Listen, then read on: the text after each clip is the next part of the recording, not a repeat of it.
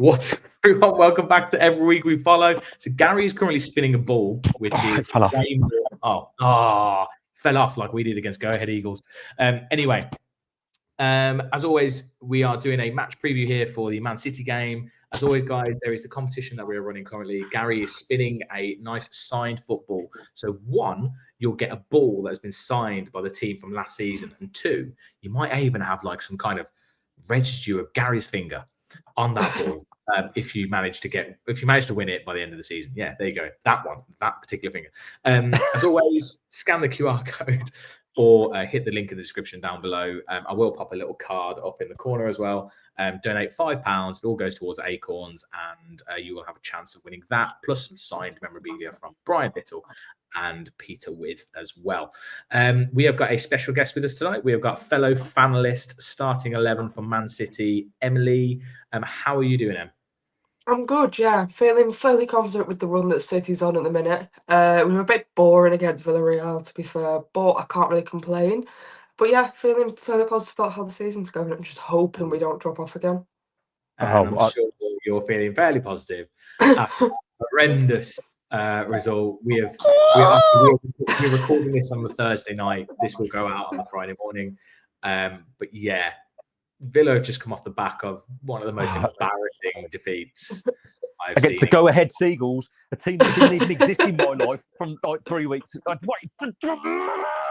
Yeah. Also, by the way, I saw your preview with Ben. I didn't know they used to be called Be Quick.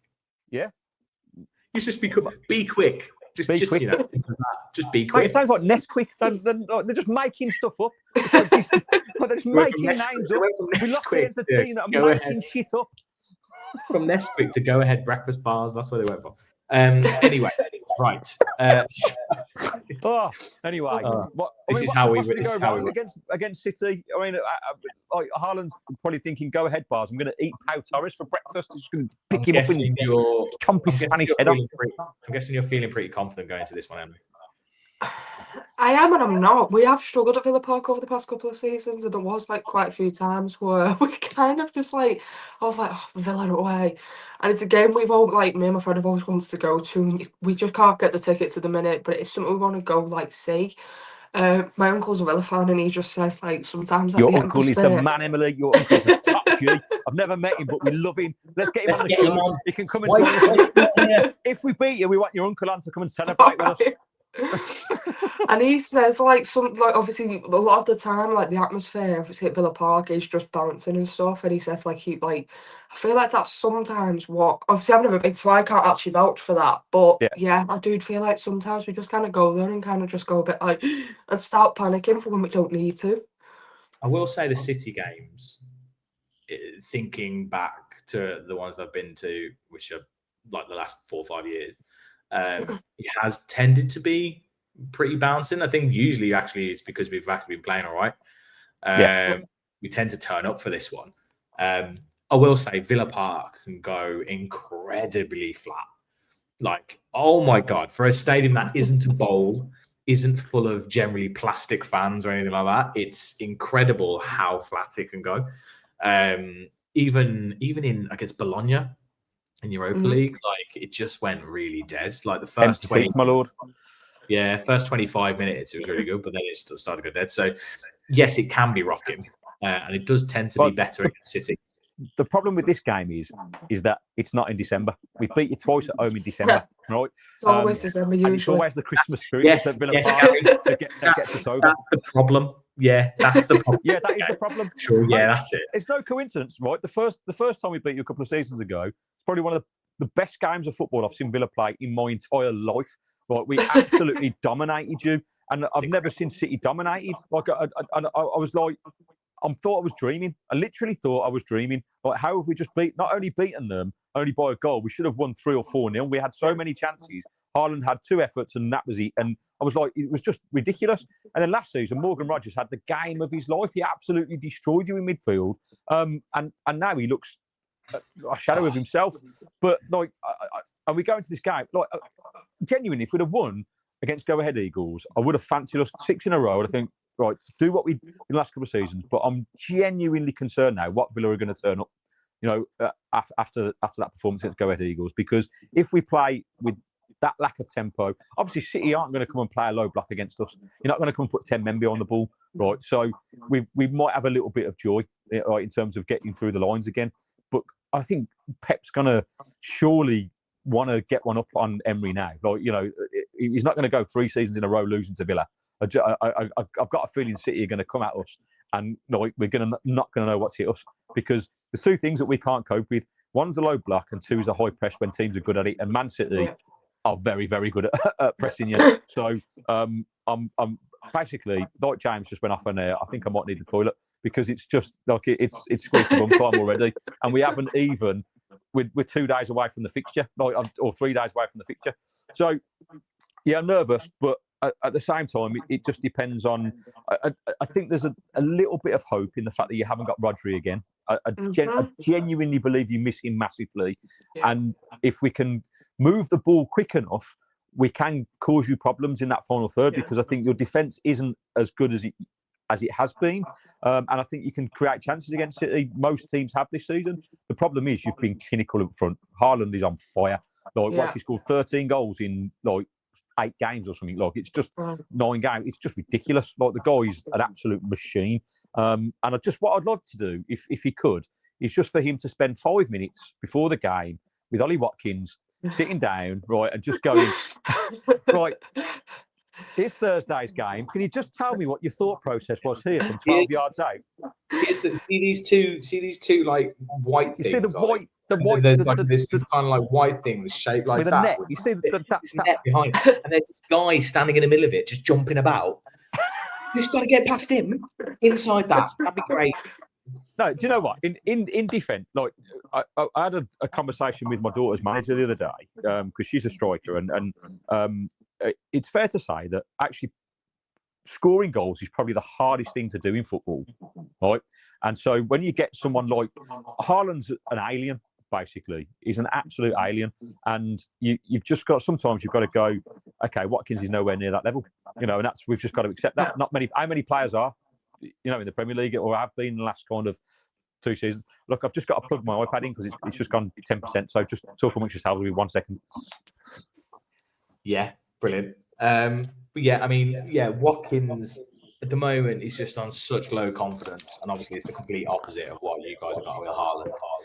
Because obviously last season there was kind of, he got injured for a little while last season, didn't he? Or is it? He did, yeah. Yeah, it was last season. Yeah, so he wasn't quite hitting his usual heights, but this season, that's been the key really for you with Haaland, is just keeping him fit, I suppose. Just making sure he gets a fit season. Yeah, it's just we are half we played false 9 for years and managed to win 2 Premier Leagues playing false 9.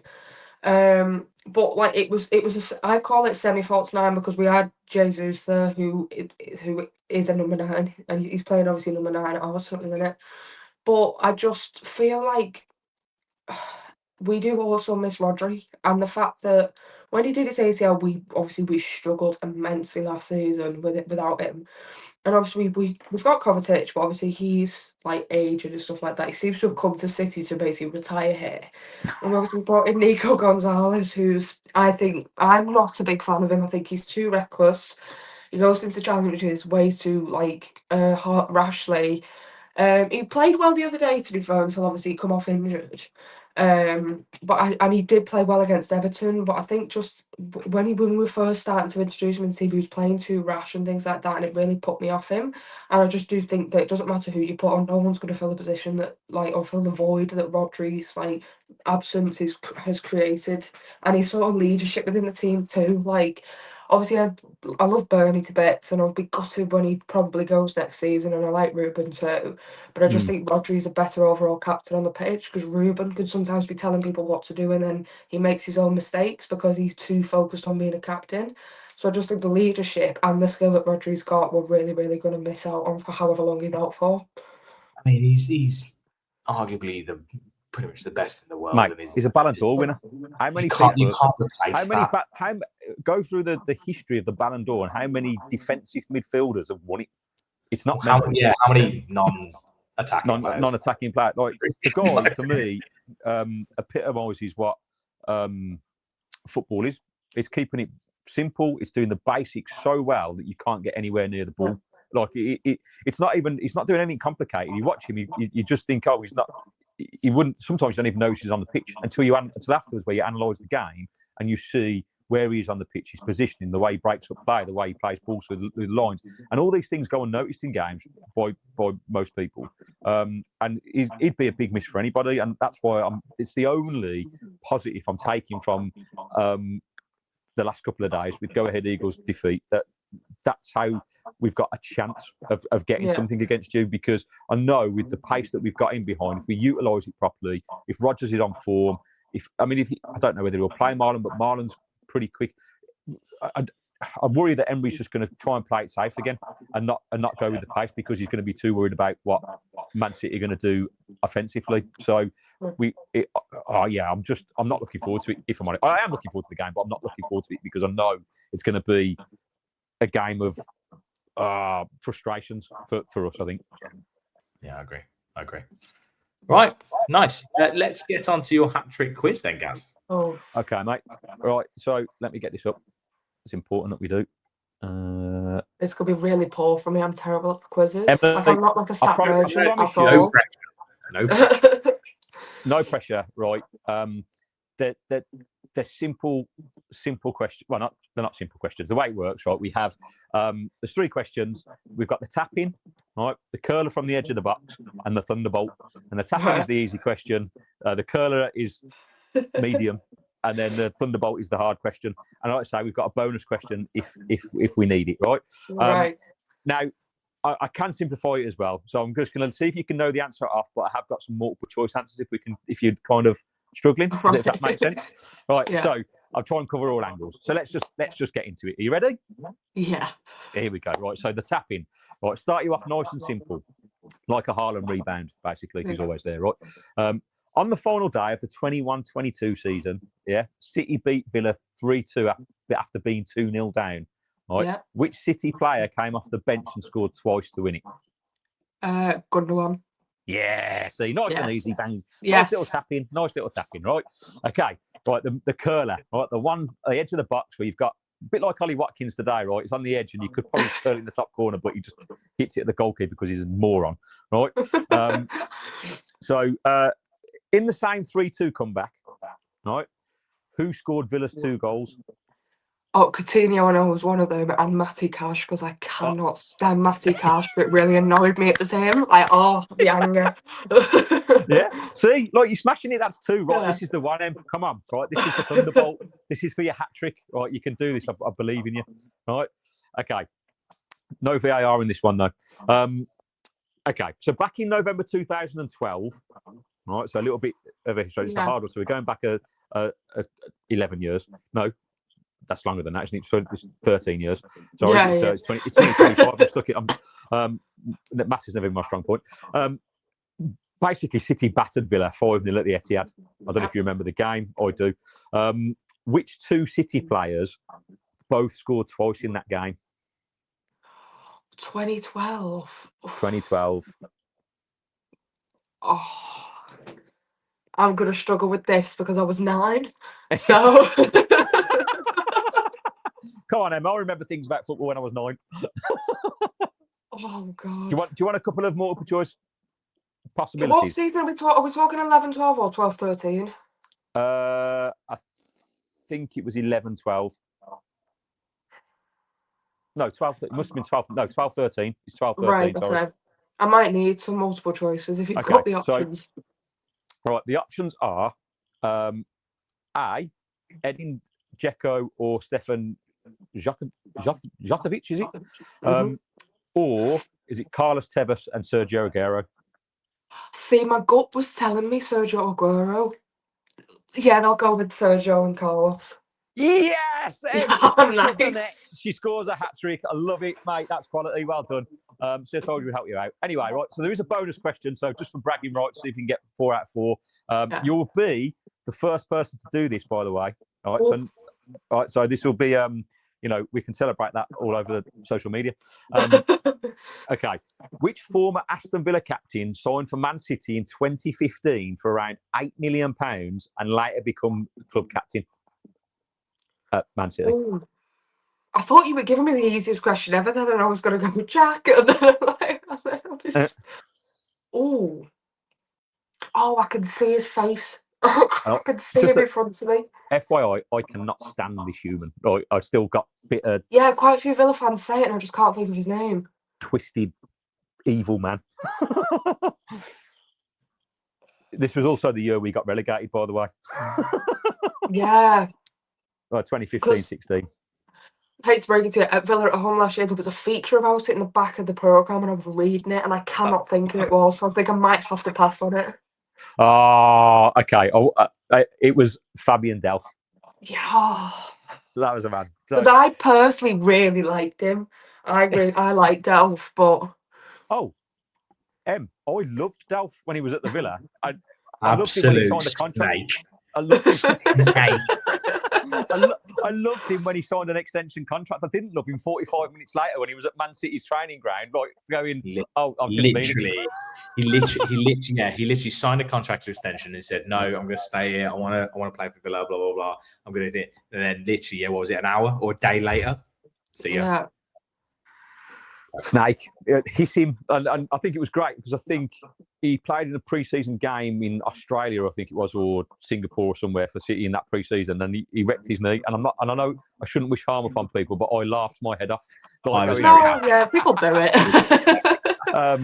But no, if Fabian ever watches this, mate, I'm only joking. I hope you're well, and all that. So for a second, I don't know why. For a second, I was wondering if it was Gareth Barry, and then when you said you hated him, I was like, oh no, yeah, start fucking hell. 100% down. But you did score 3 out of 3, so you are basically Pep Guardiola with a laptop. Congratulations, well done. Thanks for doing our hat trick quiz. You absolutely smashed it. I was impressed. But still, no one's got 4 out of 4 yet. So we'll roll that on to. No, I think was that the first time, guys, we did it without multiple choice? Yeah, because I said that. Yeah, because I said last time I was like, don't do the multiple choice. That's way too easy. I was like, yeah. So you even did it without the multiple choice, other than on the third question. But to be fair, that was a really good question.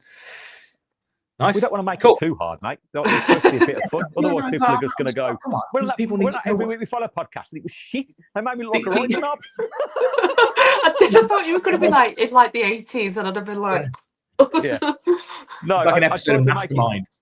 I realised then that you're like a 22-year-old student, so I was kind of like, maybe I should kind of do something a bit more modern that you might actually know. Otherwise, it would have been unfair. Basically, whilst Man City have been good. Right. Okay. So I'm just going to share. Yes. So now on to our predictions for. Well, it's kind of not. I don't like to say it's predicted lineups. It's not predicted. It's what I think it's probably what we hope they would go for. It would be our lineups. Whereas with Emery, we never have a. Mate, I need to change mine, by the way. I haven't had time, but after what I've just watched against Go Ahead Eagles, I'll talk about it when we get. I'll talk about it when we get on there. But right, okay, cool. So this is Emily's starting City lineup against Villa. So if you could just take us through like the highlights of this, the main things, and go for it. Donnarumma, he's just undroppable. Like, I feel a bit sorry for James Trafford. We signed him, we kind of promised him a one shirt, and then signed Donnarumma, and obviously he's been sensational, and James Trafford's probably sat there like... But, yeah. Nunes, he can be a bit hit and miss. There's a bloke who sits behind me at City who hates him, but every time he slags him off, he then, like, scores the next minute, or he'll, like, come up with an assist. So I don't think while we've not got a fullback, I don't think he's doing too bad, to be fair. And I sort of quite rate him. Obviously, if John and Ruben are both fit, they both play, as does Guardiola. I've put Reinders in. Now, a lot of the predicted say it's going to be Nico, and he could be okay for Sunday. As much as he couldn't hit a ball with a bucket of water at Everton, against Everton, I just do think like. He had a brilliant game against Wolves, and then he struggled to find his feet when he sort of landed back at the Etihad. And I just think like you can't drop him. You've got to give him sort of the freedom to like keep playing and just try adapt to the Prem and things like that. And I personally I'm a sucker for like a central defensive midfielder. So I'm like, I don't want to be dropping him. And I really liked him when he was at Milan. Sav and Doku seems to be this sort of partnership on the wing that Pep's trying to force, and it's making me want to rip my eyeballs out. Like, Doku has proved me wrong sensationally this season. I was sat at the derby saying he looks like I turned around and said he looks like he chews crayons with Darwin Núñez, and then he had a world of a game, and I was like, he proper made a mug out of me, which was terrible. And he's done it since. He's been brilliant this season. With Sav, I think we're having to play him to prove why we turned £70 million out from Spurs. Yeah. Pep's like, no, I've got to prove why I've turned that money down, and at the minute he's not doing it. Burnley, he's brilliant. I think he's like, some people call him lazy because he can be at times, but on his day his work ratio is brilliant. And Phil, I don't know why he's been dropped past couple of games. I think he had a bit of discomfort, but I think if he's fit, he's got to start. Whether he's on wing or number 10, just get him on the pitch. Yeah. And Haaland, no brainer. You've got to start him. If I'm honest, I think Doku for me is a threat. He's so quick. He causes problems. I was at the Etihad from when we lost 2-1 in that game. Right, we should have definitely got a point away from, but we just. I watched it and it was really annoying because it was Disassi at right back who we had on loan from Chelsea last season, and he basically brought Disassi on. And the moment we brought Disassi on, Guardiola actually got Deco off the bench and he's whispered something to him, right? And he put him on. But then the first 3 balls that you played were over the top, and Disassi won them in the air because he was twice the size. And then all of a sudden, the next ball was played to Doku's feet, and Disassi was just all over the place. And he got past him a couple of times before the goal. And then I can't even tell you how angry I was. If Mings wasn't playing that game, it was Torres, and he gets the ball on. He cuts the ball across the 6-yard box. And Pau Torres watches the ball go across the 6-yard box. Like if he makes a tackle, he probably scores no goal. But I'd rather that than the simple tapping that it was. I was absolutely fuming. I travelled all the way to Manchester at the last minute, like from Birmingham, like with my daughter, and it just ruined. And then I was stuck in traffic for hours getting home. We didn't get back till like 2 o'clock in the morning, and it was all Doku's fault. So I'm just. No, well, obviously, screw you. Obviously, Doku's probably going to be running up against your favourite person, Emily, Matty Cash. What is it that you hate so much about Matty Cash? Now, he's a bit kind of he splits the fan base a little bit with Villa. I think there's a lot of people who are like can't stand him, or he's too negative, cuts back in. He's our weak link, and then others, he's actually been probably one of our better performers this season. He's actually been incredibly consistent, I think, as well. So why is it that you hate about Matty Cash? Why can't you stand about him? I think it's just his face. No, like, honestly. Loads of people used to call him like a B-Tech Jack Grealish, and I really like Jack, and it just really used to wind me up, and then I'd look at him and be like... God. Just his face. I'm not going to lie, wasn't expecting that. Do you know what, right? If in the off chance that Fanalysis becomes this massive thing, right, and we get an opportunity to meet any of these players, we're going to be the most hated people, right? Because they must see someone. Right, see her over there. She hates your face, mate. Yeah. So, Matty, look, it is what it is. Like, I'm sure you can take it on the chin. But I know that, because I know Matty Cash does scroll through social media. There's a guy who does Villa stuff called Ben Talks Ball, right? And he was one of the ones that were really slating Matty Cash. And Matty Cash basically privately messaged him and said, you don't know what the fuck you're talking about. Or now, but the thing is, I've got a soft spot for Matty Cash off the field. Like, genuinely, I've got a brilliant story where I met him at Acorns. He was so lovely. And he was great with my daughter. And he basically sorted us away tickets to Everton for free, right? Oh. And we went to Everton away. We had a right faff getting the tickets, mind, because it's fair to say, I don't think it's the sharpest knife in the drawer, right? Because the game was on the Sunday. On the Friday, I was like, he'd messaged me and told me he'd got tickets on the Thursday, and so on the Friday, I was like, Matt, just asking, do I pick them up from Villa Park or are they going to be at Goodison Park? And he messaged me and said, they're going to be at Goodison Park in your name. Brilliant, mate. We drove up to Liverpool. We had a great day in Liverpool. And on the Saturday night, he sent me 4 photographs of these tickets, of like digital tickets, and I was like, "Mate, are they going to work? Because there's no barcode on them. They're just photographs. I think they need to be like." And he went, "No, they should work." And I was like, "Well, okay." I said, "I'm staying just around the corner from Goodison, and the ticket office opens at 11:30. So if I have any issues, can I call you?" And he didn't respond. Right, and we get to the ticket office, and I go, "I'm here to pick 4 tickets up for Gary Bennett," and the woman looked at me and went, "We haven't got any tickets." And I was like, "What?" She went, "Who sorted them out for you?" And I was like, "Oh, you're not going to believe this, but it's one of the players, Matty Cash." And she looked at me and went, "Fuck off, you lying prick." I was like, no, genuinely. Right? I had my nephew and my daughter with me, and my nephew was just going, "Oh, great, we're not going to get in." My daughter was like, "Oh, we come on, I said, well, look, we're outside Goodison, we can just listen to the game." Right? So I rang him, and of course, this is at 11:30, so he's probably in the ground having a pre-match meal or whatever. His kickoffs at 2:00. So I rang him, and it went straight to answer phone, and I thought, "Oh, bollocks," right? And then, to be fair to him, he messaged me straight back and said, "Oh, our ticket guy's going to ring you." And this guy called Matt Bennett rang me, and he went, "Mate, I'm really sorry. Matt was supposed to send these links, not the photographs." And I think what he'd probably done is click on the link, he'd displayed the ticket, he'd screenshotted the ticket, and then sent it to me.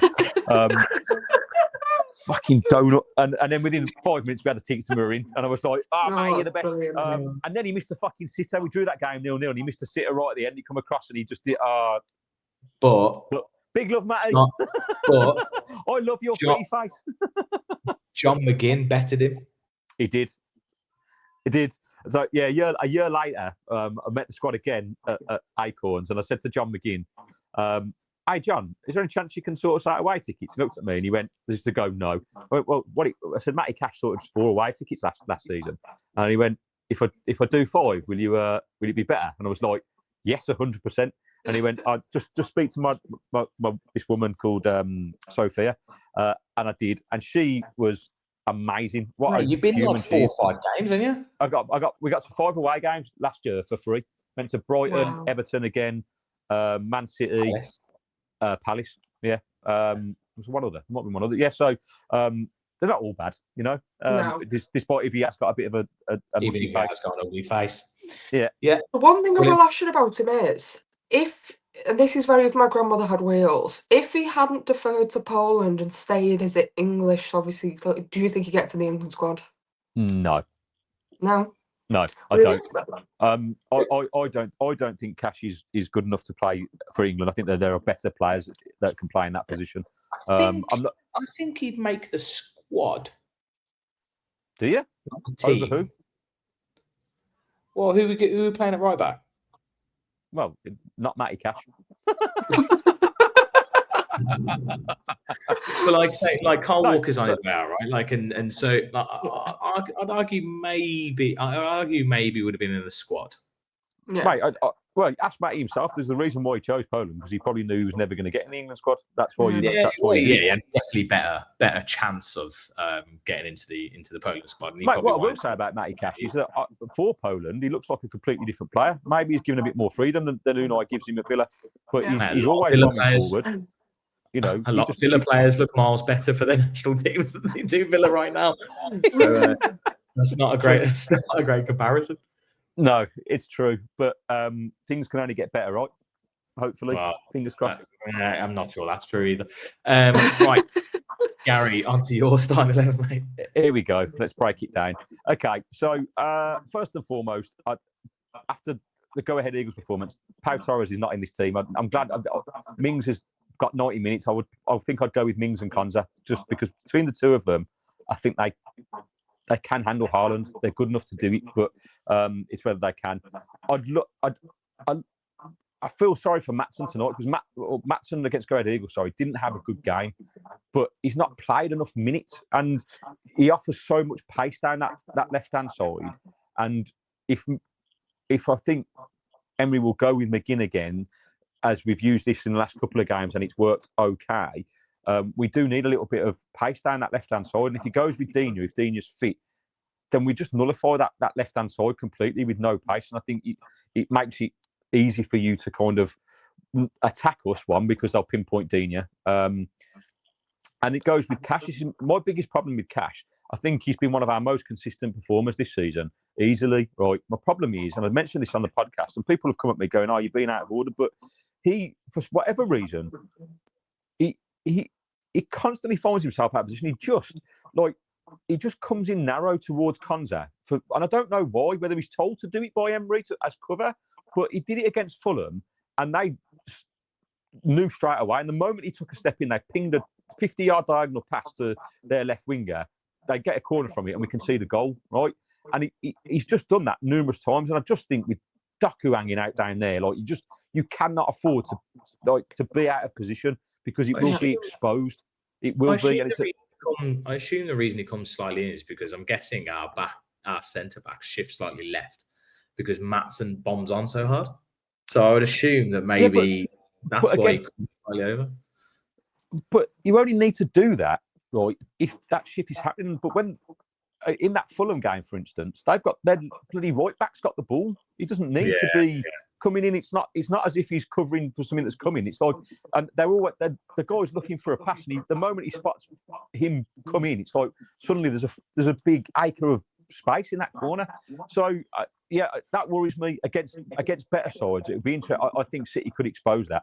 Now, if he has the game of his life and he's good, that's fine. But again, against Go Ahead Eagles, our back line again for the second goal, mate. It's diagonal again. Like, what are we doing? Like, if you're playing a high line, it can't be diagonal. It has to be straight to play offside. Fucking annoying, right? So, and again. It looks like Tielemans is out and still, which is annoying. I wasn't impressed with the Nana against Go Ahead Eagles. I think I would change that to Bogard and play Bogard and Kamara as the two pivots.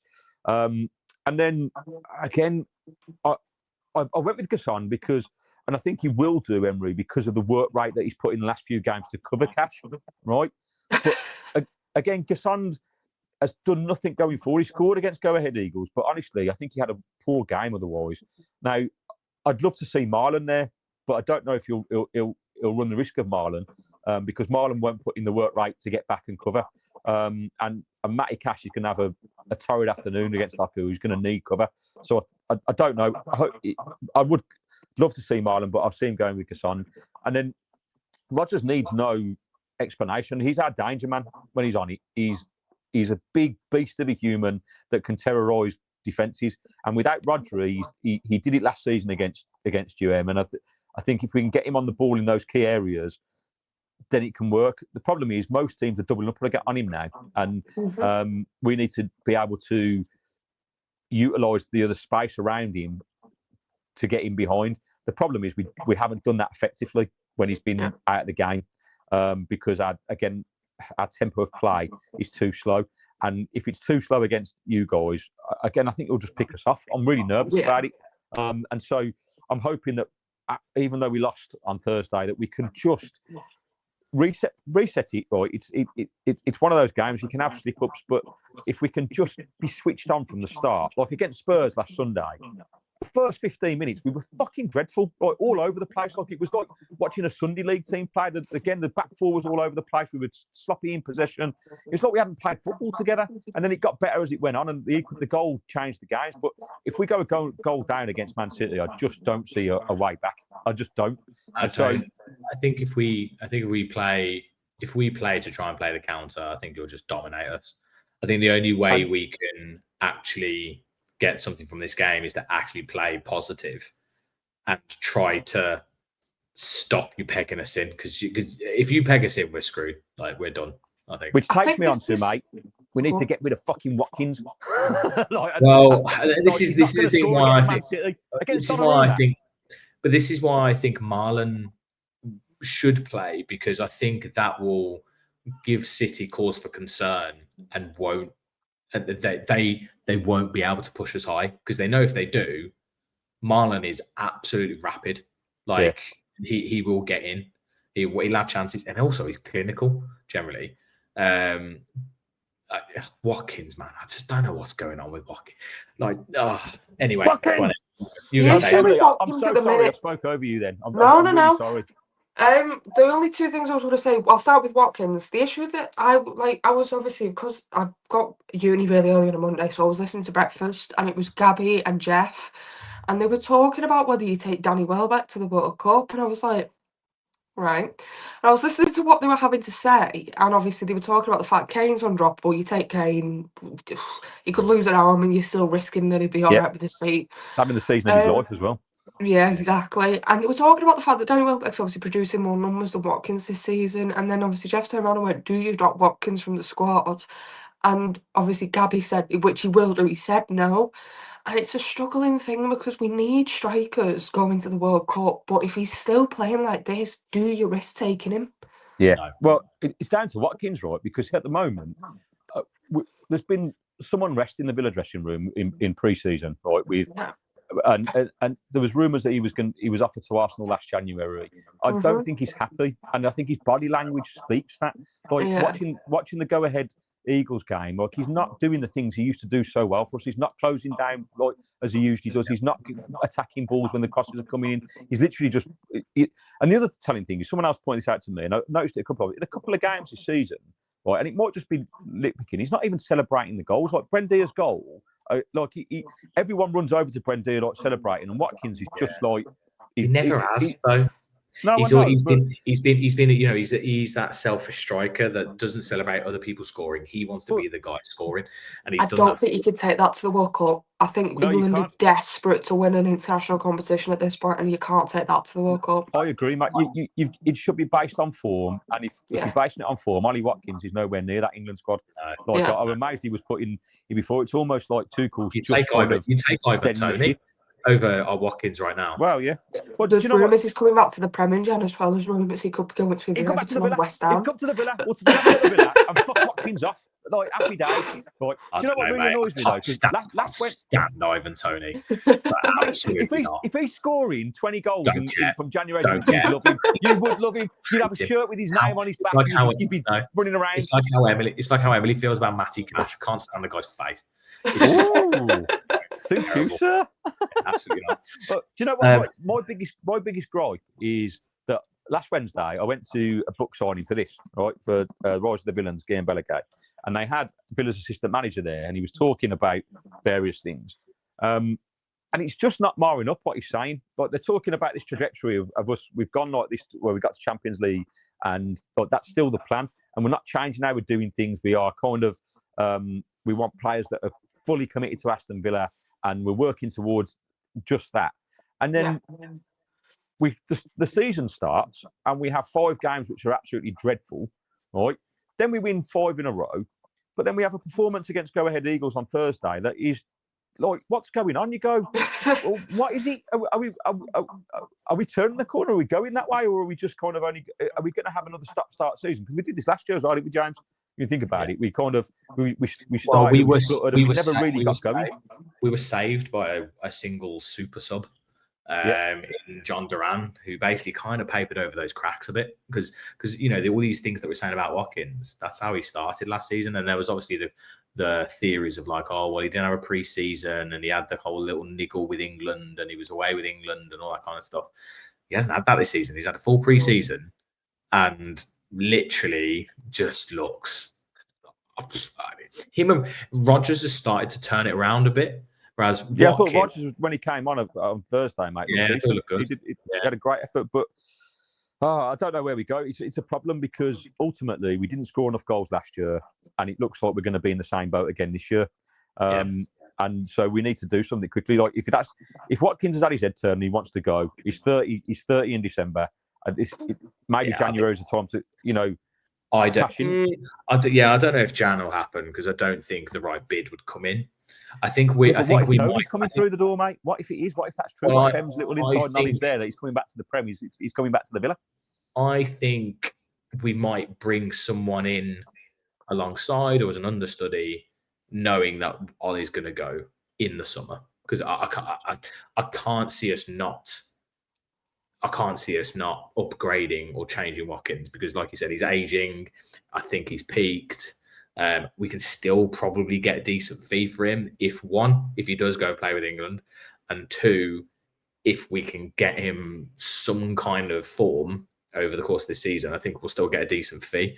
But like, yeah. Well, mate, do you know what the funny I think thing is? I don't want to say it, but I think we sold the wrong striker. Well, do you know what?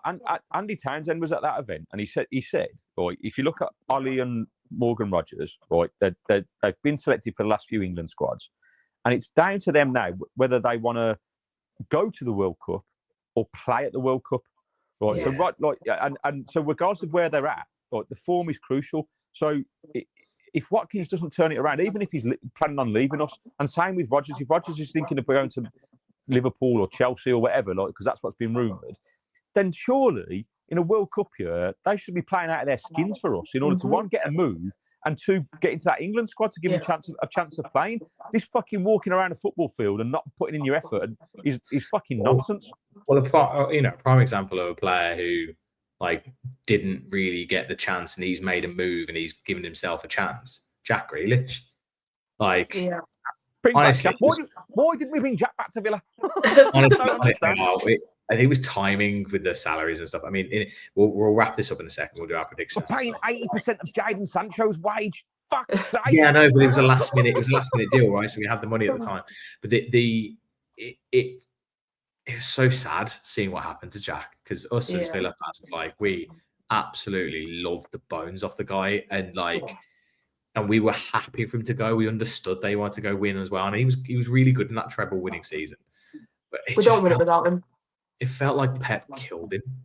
I've got to say, I want Pep Guardiola to have his coaching badges removed for what he's done to Jack Grealish.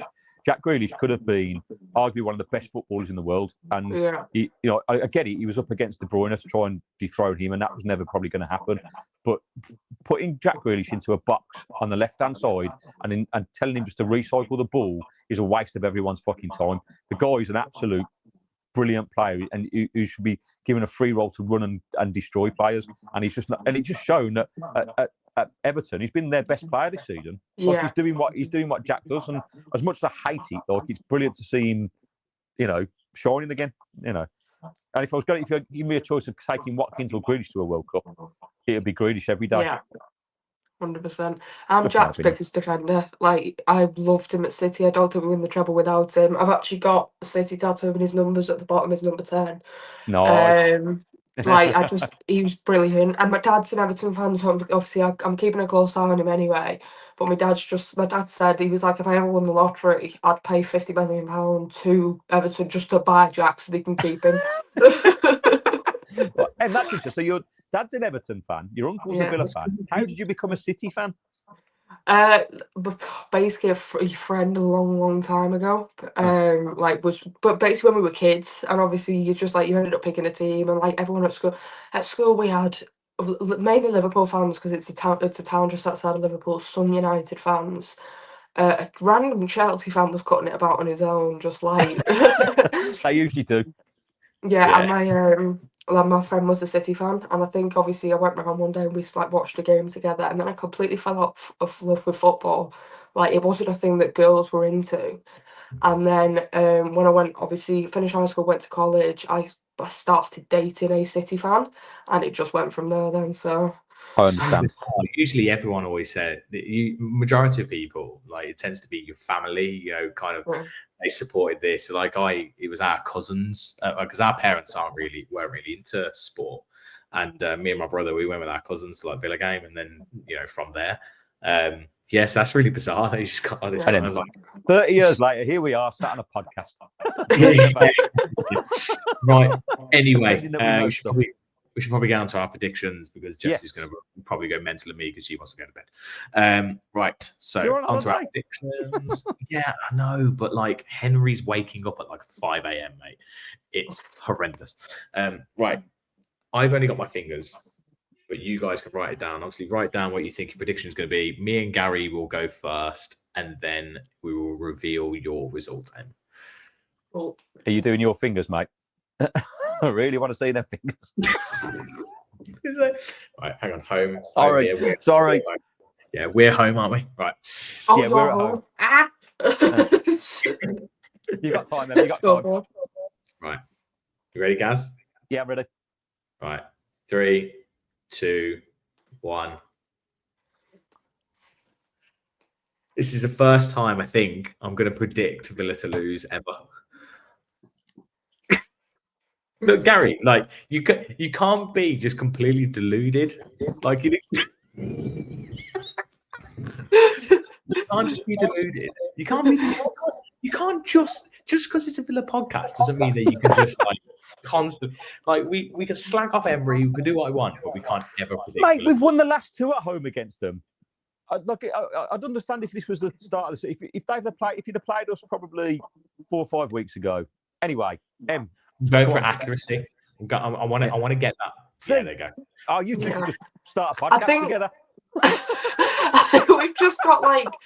I think the first half has the potential to be probably the most boring half of football in the world because we're both really struggling to get started this season. They're then going to go in the changing rooms. Emery's going to put the Villa fans. Pep's going to do the same with the fans, players, City. Pep's rooms going aren't to big do the enough, same with City fans. And then they're going to come back out and start playing proper football again. And it literally just depends on who's on top. Like, if I think Haaland might just edge us. I feel like the 2 first goals might come from, like, Rodgers and then possibly someone like Bernardo or Doku. And then I think Haaland will just end up scoring, like, a last minute. Do you know what I see happening? What I see happening for your prediction before you go, James, is that we'll have a hatful of chances that Watkins won't take, and Haaland will have 2 chances and bury him. That's exactly what I was going to go. I was going to go for 1-1, but I was like, "Go ahead, Eagles! Just scored 2 past us." I'm pretty sure Haaland will probably. It won't be the same team. It won't be the same team that starts, mate. I can't. I just don't. I think Emery will want a reaction from that Go Ahead Eagles game. So I think there will be a reaction. And as I said, we have got a horrible run of fixtures now up to the end of December. We've got to play. Most of the top 6 in that, and I think there's people on YouTube saying we could be in the bottom 3 by the end of Christmas, and that's a possibility if we don't pick up any points because we've got to play in December Brighton, Arsenal twice, Man United, Chelsea, West Ham, and we've got to go to Switzerland for Basel for the Europa League. It's going to be a hell of a December for us, and then that's not to mention we've got you guys on Sunday. Then we've got Liverpool and Bournemouth who are flying, followed by Leeds and Wolves in November. And another fucking shitty international break. Like that's so yeah, I just want to get to December because ultimately we know in December roughly where we're going to be. I think, and after these fixtures, we'll know whether we're going to be pushing for another European spot, right? And we'll know where we are in the Europa League. So it's a big 2 months for Villa, massive. I think City are going to be up there. If I'm honest, I think Guardiola's got a point to prove this season. I think he's going to come and go. I want to win. I think that title race has actually been one of the most fascinating ones in quite a while. Yeah. I think it's going to be really tight. I think it's going to be Arsenal battle it. I think it's chopping and changing all over the place. I think even Chelsea are up in there, but I don't really see them doing it. But it's going to be. Arsenal look sensational at the moment, but we know that they haven't got any winners in that team. Like they've got great players, got a great squad, but none of them have got the experience of getting over the line, and they've struggled 3 years in a row.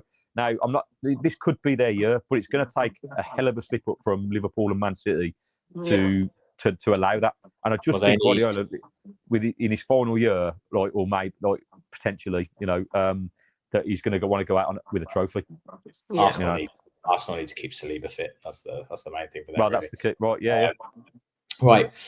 Cool. Well, thank you so much, Em, for coming on. No worries. Thanks for having me on.